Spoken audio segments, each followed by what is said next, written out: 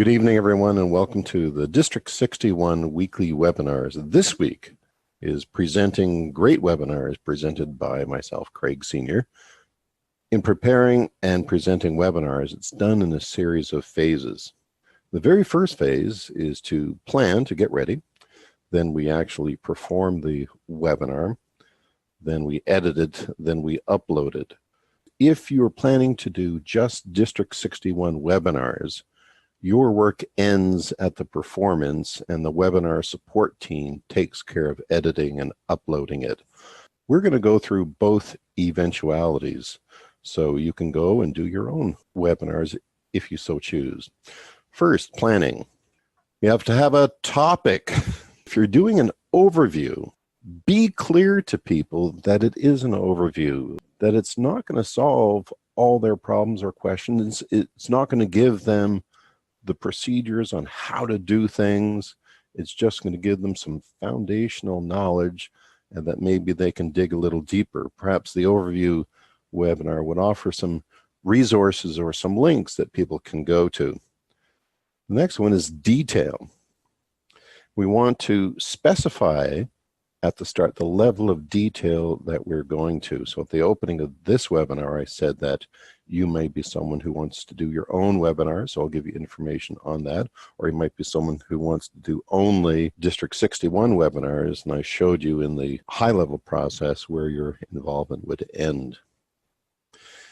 Let people know if there are any other levels or areas. For example, if I'm doing a seminar on VP of Public Relations, the overview specifies just the what the VP of PR does. A detailed one, you might do two different ones. On one would be the internal audience, and then go through the hows on how to communicate with the internal audience, the members of the club. Another follow-on could be the external audience. So you could spend an entire webinar easily talking about the ways of communicating with the external audience. And if you split that down even farther, you would find that you could do individual webinars, such as a webinar on how to create a poster, a webinar on how to use Eventbrite, for example. So you can go to detailed levels. You want to ensure that when people finish listening to the webinar, that they feel completely satisfied with investing their time with you. We will go through a few different kinds of video. So the video of you speaking, and that would have just you on the screen. We had a webinar done by J.A. Gamache that was on how to prepare speeches quickly. And the video was just of him. In the background, he had a whiteboard, and he was marking on the whiteboard with a marker. So he didn't do any screen sharing. Sharing the screen means to share my computer desktop with viewers. You can see that I'm not on the screen at all. You don't see no image of me. You could also share the screen with you picture in picture. That means in addition to sharing the desktop, in the corner would be an image of myself speaking, and it can be interesting. A couple of webinars we had like that were Sue Delady. At the time, we didn't know how to turn that off, and so we just let it run. We found out later that the reason why the picture-in-picture happens is when the webinar presenter selects Start Video.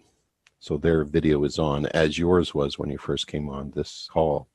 So when they screen share and they select Start Video, then we'll have both on the screen. This one is sharing screen only. And then the next one here is sharing with you picture in picture. So you also need to have equipment. Of course, you need a computer. You also want a headset. Now you can have a microphone, a separate microphone from speakers. You could turn on your external speakers. But if that happens, the sound that comes through those speakers also gets returned into the microphone. So it sounds like the speaker is speaking down a long tube, if anyone else's mic is turned on. So I highly recommend using a headset. You can also use earbuds. Earbuds that come with a cellular phone are just fine. As far as the microphone goes, you can see on the left-hand image, there's the microphone hanging down there. And I turn my face straight on the right-hand image. We need a distance between the mouth and the microphone so that you don't get any popping of air coming through it and the sound is pretty smooth. Another reason for having a microphone on a headset instead of a standalone microphone is so that the distance between the microphone and the voice is consistent. And in that way, the volume level is always the same throughout the entire presentation.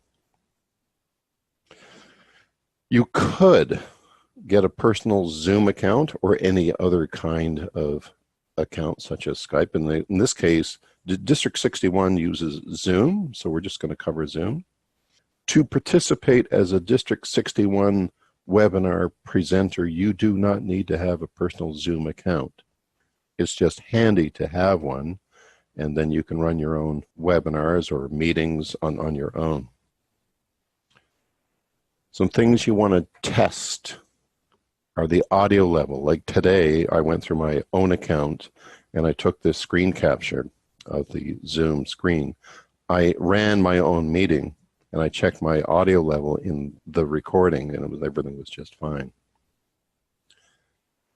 Check your video to make sure that it looks good. One thing that has happened is presenters of the webinars have a light source behind them. So they're sitting in a room. The only light they have is the ceiling light behind them. So you'd be better off to set up a lamp or two on each side of your screen to provide front lighting. When you do that, your face will be lit nicely. To screen share, I just want to go through some keyboard shortcuts that you use during the recording. So to turn on screen sharing is Alt-S, and I found out tonight that to pause screen sharing is Alt-T. Once you're ready to start the recording, it's Alt-R, and away it goes. And to manage participants, it's Alt-U. So tonight, can you guys see that? Yes. The host Okay. has unmuted us, yes. Yep. So in this webinar, either I have to be perfect or being imperfect is perfect because it's a webinar about webinars. Here on the Manage Participants, I can mute you all. There's a second pop-up that came up, and I allow you to unmute. If I unmute you all, if you are already set to be unmuted as Todd's was, he'll automatically be unmuted. So I'm going to mute you all again. Goes on a different screen. There we go. There's a more button. When you enter, so mute participants on entry. When people come in, I want to make sure that I'm not getting any sound from something, whatever might be in the background. And I've allowed you to unmute yourself. I do not want to play any enter or exit chime. That would just be an interruption for everybody. So let's manage participants. To get the chat window, we press Alt-H, and you can see it right here. And you can enter in your chat window text, and you can send it to everyone, or you can select individuals to send it to. For example, if I'm providing tech support for a webinar, I could go on and send the presenter a quick text if something isn't quite right or suggesting he do something. In a previous webinar, someone had selected recording of the application window. And the application window, as it turns out, wound up being the PowerPoint window. So we were seeing in the video the PowerPoint edit screen instead of sharing the full screen of the PowerPoint slideshow. So I texted to the person who was providing tech support that night, I think you want to check that. And we checked it, and it all turned out okay. Performing. Turning on recording. We have a choice between cloud versus local. Cloud means the recording is stored in the Zoom account online. If you have a free Zoom account, then you don't have the opportunity to use cloud. With the free account, you have only local storage, which is on your computer. If you're a District 61 presenter and you start, basically tech support takes care of all this stuff. You do want to log in 15 to 30 minutes early just to be sure everything is okay, checking in with the webinar support, making sure extraneous bits of software are turned off, such as your notifications and so on, any Windows updates, make sure that's all turned off. Gives you a chance to provide any instructions to the audience prior to starting. You do want to start the recording 1 to 2 minutes early. In my case, I'm pretty confident with it, so I started 1 minute early. Someone else might want to start 5 minutes early, and that's just fine. It gets edited out later. To start the recording, it's Alt-R, and to pause it, it's Alt-P.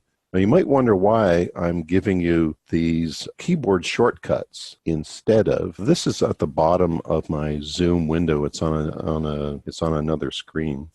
You could run it with the mouse. I found that when you're giving a webinar, you might be a little excited if something doesn't go quite right. Trying to manipulate a mouse is more frenetic than just remembering a few hotkeys. You could write down those hotkeys and post them on the side of your monitor, and they're handy. District 61 support, we're there to help you and to make it go smoothly. You notice tonight, I set a few flubs and I would back up and start it over.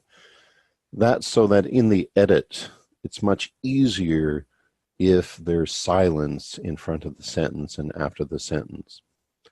So if I said tonight on the District 61 webinars, we're going to be covering that. I can't edit that, it's too jumbled up. So if you said tonight we'll be doing webinars for District 62, tonight we'll be doing webinars for District 61. So I just stopped, backed up, started over. For the people on the call, it might actually sound a little bit odd. You could tell them ahead of time that that could happen. It's, as I said, it's just way, way easier to edit. So I can do some pretty good work, but I'm not a miracle worker.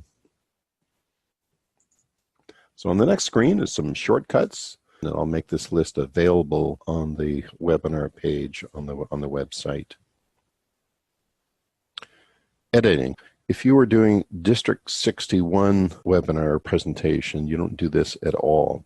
So at this point, the tech support team downloads the video from Zoom, and we edit it.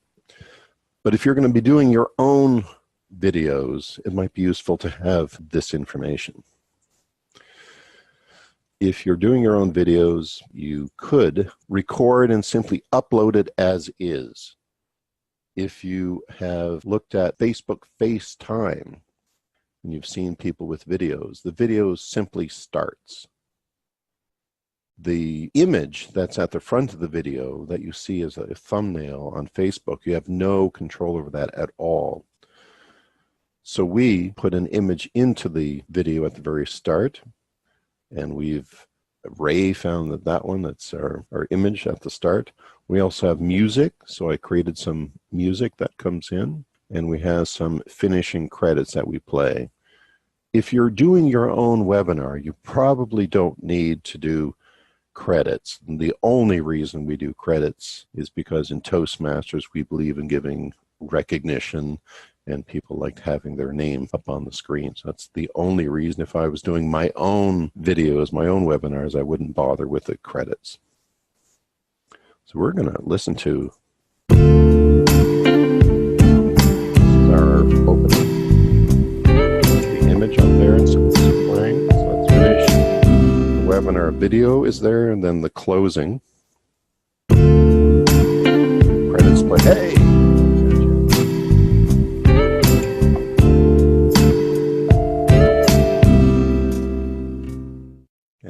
flashes, and that's it. Some of the easy things to edit in your videos are the front-end administration. Because it's a webinar, you're online, you need to give people some instructions. After the webinar is over, there's no value to viewers of the video later on receiving instructions such as when to pose questions. If there's any serious flubs, again, basically we just stop and then back up and continue. We can edit those easily. If there's a technical problem, it's taken 15 seconds to sort something out, we'll edit that out. We upload to YouTube, and there's 3 ways to upload. Public upload is it's viewable by everyone, and it's also searchable. And an unlisted, it means it's viewable only with the link. So you would be able to view it only if you went to our website or to our Facebook group, or you received an email with the YouTube link in it. You could see it then, you could view it then, but you couldn't go on YouTube and search for it and find it. Finally, private means only you can view it, no one else can view it, not even with a link, and it's not searchable. On YouTube, they have a thumbnail. So when you see a video advertised, you'll see text in front of it, there might be a person, an image, and so on. All that is a thumbnail. YouTube automatically creates 3 thumbnails when you upload. One near the very start, and I don't know how many seconds into the video it is. One in the very middle of the video, and finally it takes a thumbnail from near the end of the video. You can also add a customized thumbnail. That's your own image that you want. Most often, most people on YouTube are putting in customized thumbnails. So we'll take a look here. This is the YouTube upload screen, or the edit screen rather. We added the title, we added the text that we got from the web page. The visibility of this video is public. And right here, there's the 3 thumbnails that came in. You can see in this image that there's a ghosted image from the webinar photo. So I uploaded from the PowerPoint slides, I exported the image of the first slide, and I uploaded it to YouTube as a customized thumbnail. There is a size limit on the thumbnail, which is 2 megabytes. So if you're exporting from PowerPoint, sometimes depending on the resolution of the image, it might be larger than 2 megabytes. So you might have to cut it down. So we edit it with Microsoft Office Picture Manager. So this is Dear TM. And we use the function picture resize, and we're able to cut it down here. So this one's already been cut down. It's quite small. And so if it's, say, 7,000 by 7,000, we'll cut it down to 1024 by 768, and that'll be under the 2 megabyte limit. In terms of level of complexity, the simplest thing is to record your webinar and just upload it. For example, as I said earlier, such as Facebook FaceTime. It depends on how well known you are, what kind of brand you're trying to build, what kind of recognition, what kind of immediate recognition you want people to have for you and your brand.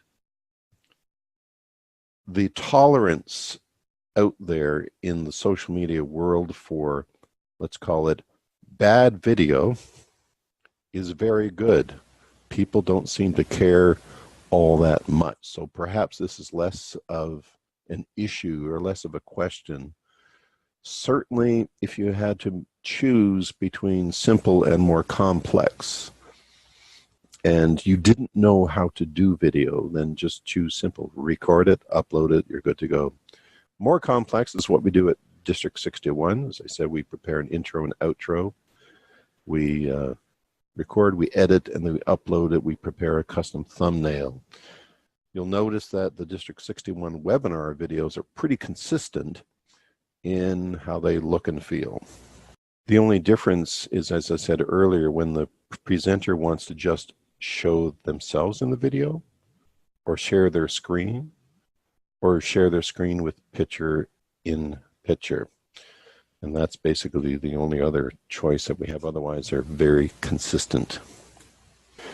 The upcoming webinars we have, as you said earlier, Frank Schilder is giving Choosing Your HPL Project on the 13th. And there's a list of webinars coming up, so you can attend those. And now I'm going to open it up to you and see if there's anything you'd like to share with us. I have a quick question. Okay, Chad. When you're talking about the 3 ways you can present it, a picture in a picture, just the video, or just the or both, or the 3 different ways of doing that. Yep. Do you have to choose that, you as the presenter choose that ahead of time, or as you as the editor, do you put it in at the end? Way easier to choose it ahead of time. Absolutely. Now, can you switch while you're doing your presentation? Yes. And the presenter does that, yes? Oh, so pin video means it's just me. So if I wanted to have the picture in picture, I would pin that and increase the size. Oh, you saw earlier I had some buttons there. Well, those buttons are now gone. So you can see, it's a pretty good demonstration as to why I wouldn't switch halfway through, because it just makes it more complicated. And right now I'm a little bit lost. Right now I actually see you on screen as the little picture plus your slide, plus the chat line. Right, and so I'm moving it now? You're moving your little crosshair, yes, but nothing else is moving on my screen. Oh, okay. So on my screen, when I'm moving my mouse around, I was clicking and dragging the picture in picture. So for you, it's static. It's not going in circles? Nope. Okay. It's perfectly set. Right. And this is the problem I had last week, was I totally lost the chat line. I lost my own picture. I lost the bottom bar. I lost everything. Very good. Yeah, and it can throw you, as right now, like I was trying to sort out and trying to figure it out, and the user interface on Zoom, at one point I have a right mouse menu, and then at another point I don't have a right mouse menu, and it's a little confusing for me. So I would personally commit to one way and stick to it for the presentation. Just too difficult to switch around. Yeah. Okay, gotcha. Now, Sue Delady, as I said, when she was doing her presentation on goals, we didn't know at the time how to turn it off. So she was on, but she was fabulous. She was so animated, her voice. Yeah, I was here for it. It worked well. Yeah, it really worked very, very well. Also for Kimberly's webinar as well. Yep, yep. So depending on the person, do you want my face up there for an entire hour? Yes. Yes, you do. Very good. And now I have Chad's face. Todd, you had an experience with the edit. So this is the edit. We did the webinar. The tech support team took it away and did an edit on that. You first watched the video, and then I sent you a copy of the audio only. So what was your experience? Having lived through it, it was interesting to see that it went from like 49 minutes down to like 31 minutes. But this is a good example of how when we have multiple people watching and helping each other out, it wasn't until I was like 9 minutes into my presentation and I was seeing nothing but my PowerPoint screen. I was clicking and everything was working until somebody, I guess, chatted with Scott and said, hey, we're not seeing anything. And I couldn't see anything in my chat, so I didn't know that nobody was seeing anything. And it was like, okay, scrub that and restart. So it was great that I had actually sent a copy of my PowerPoint presentation ahead to the web tech support people so that there was a secondary version that somebody else could click, and that's why in my presentation it was next page, next page. And in the edited version, all of those next page, which people who I talked to afterwards online going, did you have a tick or a stutter? And I'm like, no, that was actually a problem because the PowerPoint presentation was conceived or with the idea of having fade in and wipeouts on different things. And I had to get the other person pushing the buttons, and that was my code to make them push the button. Next page, next page. So yes, the magic of editing is great. It turns a hero to a zero, and those unsung people in the background doing the work don't get enough credit. Zero to a hero, let's say.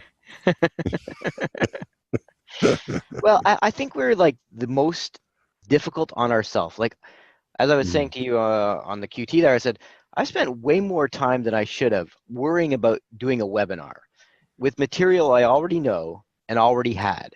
But Yeah. I think I've put more effort into that webinar than, some contest level speeches that I've done. And I spent a good month stewing going, okay, well, and I talked about 5 or 6 at least of the people who had presented and what style they liked and why did they do it a certain way. And I thought I had all my ducks in a row. I mean, I had a good long conversation with you.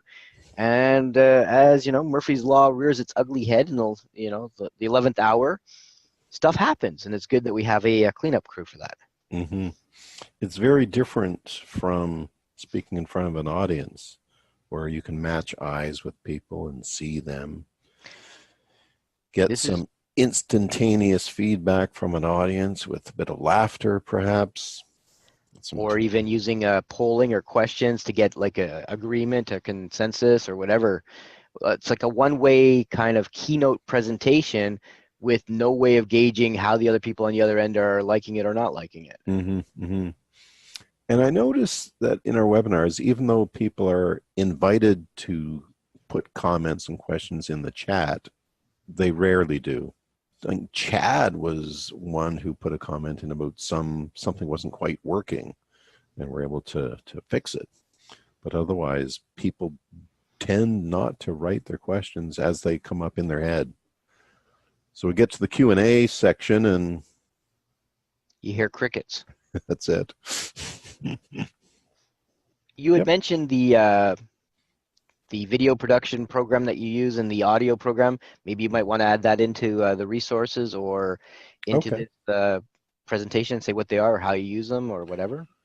Sure. There's many out there, from ultra simple being you'll have one track of video or a photograph, one track of sound, and you can trim your video, but otherwise it doesn't do a whole lot else. You can bring in another piece of video, but otherwise that's it. The package that I happen to use is Movie Edit Pro, and the only reason why I have it is because when I bought it, it was $79, and I haven't bothered moving. I did buy a few other packages. One was Adobe Premiere Elements, and I didn't understand at the time that Premiere Elements is a much simplified version of Adobe Premiere, which is the professional level piece of software. Had I had my time back, I might have not bothered with Elements because for me, it's very, very simple. What also might be interesting to add to the this resource list is the Zoom manual handout that I believe Leona had made available to me, and as well as some other questions and stuff for the webinars for people who are thinking of doing them. Okay, Zoom manual. We do have another document called Webinar Presenters Instructions. We sent it out by email. We just did an edit to it a couple of nights ago, so it's a lot more complete and tighter, easier to read, perhaps. So we'll make those available. The Zoom manual itself, did you get a copy?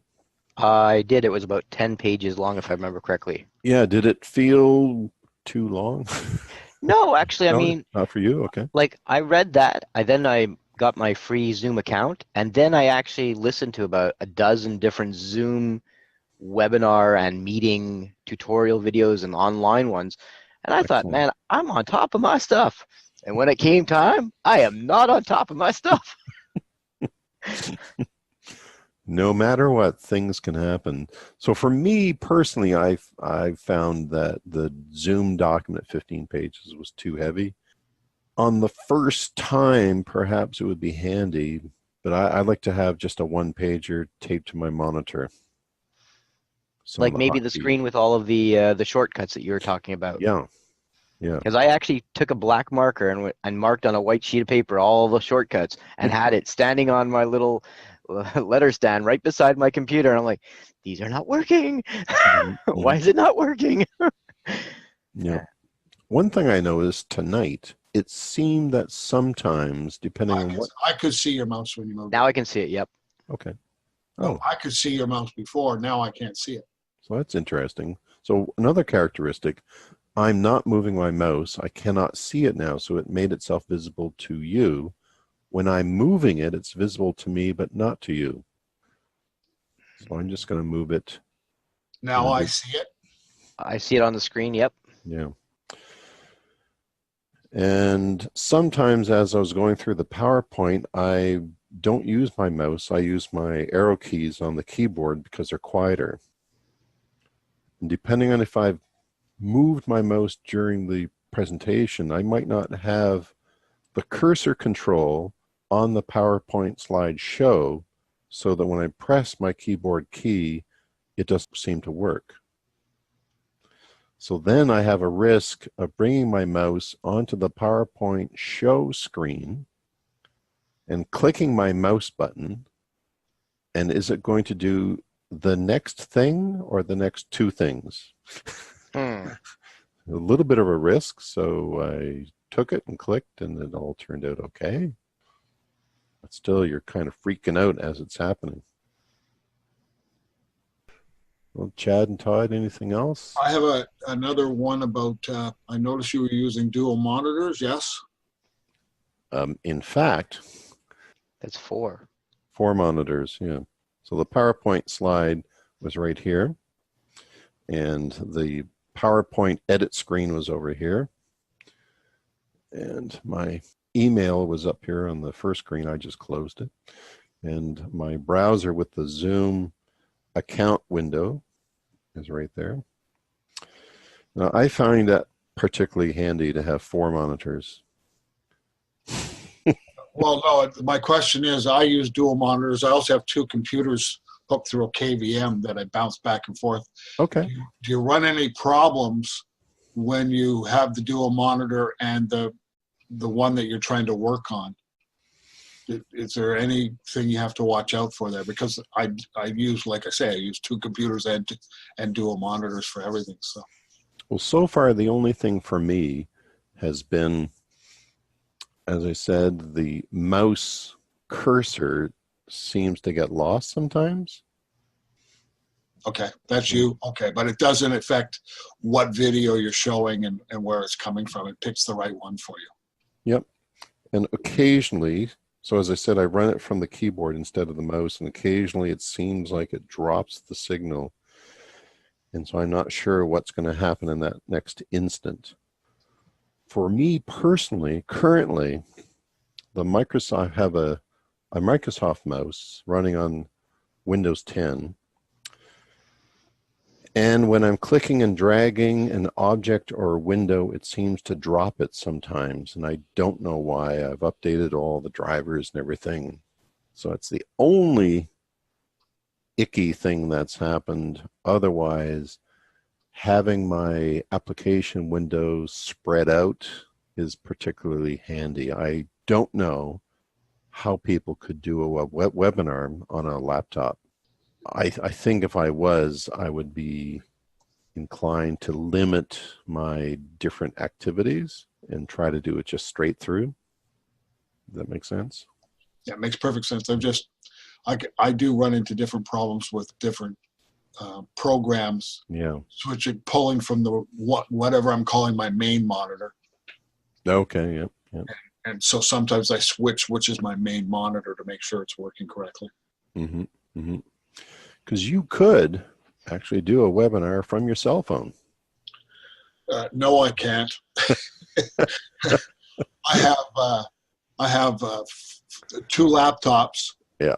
two desktops and 2 tablets, but I have a flip phone for a cell phone.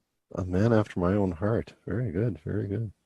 So one thing I didn't add earlier, but I'll add now, is in the video editing software, setting it up with the starting music, the image, and then the finishing music and credits, and then saving that file as its own video project speeds up the edit time because all that stuff is lined up.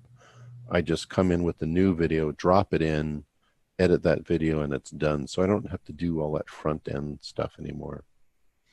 Thanks, guys. All right. Have a good one. You too. Thanks Bye. for your Thank time and you, effort. Chris. Yep.